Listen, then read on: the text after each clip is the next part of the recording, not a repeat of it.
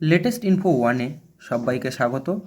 আজকের আমরা 2 মিনিটে কুচবিহার জেলার বিভিন্ন রকম তথ্য সংক্ষেপে জেনে নেব, যা বিভিন্ন রকম কম্পিটিটিভ এক্সামে উপযোগী।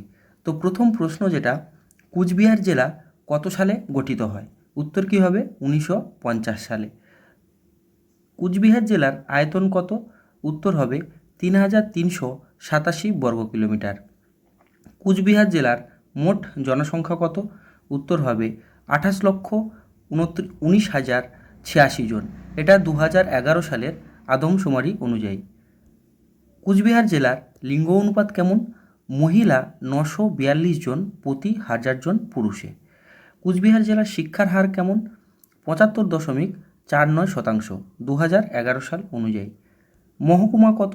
কুচবিহার জেলার মহকুমার সংখ্যা হলো 5টি, এবং সেগুলো কি কি?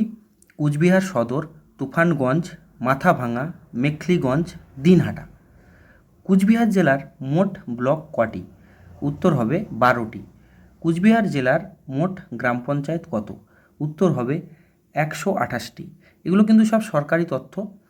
কুচবিহার জেলার গ্রাম সংসদ কত? উত্তর হবে 2307টি। কুচবিহার জেলার মানুষের প্রধান জীবিকা কী? উত্তর কৃষিকাজ, ফল ও সবজি সরবরাহ, শীতলপাটি শিল্প এবং বাঁশ শিল্প। এখানে বলে রাখি, শীতলপাটি শিল্প অর্থাৎ মাদুর শিল্প।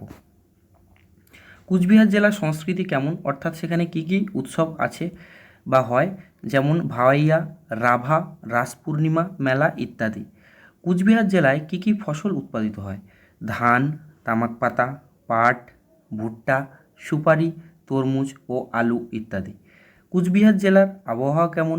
দৈনিক সর্বোচ্চ তাপমাত্রা গড়ে 32.2 ডিগ্রি সেলসিয়াস এবং সর্বনিম্ন তাপমাত্রা 9.4 ডিগ্রি সেলসিয়াস।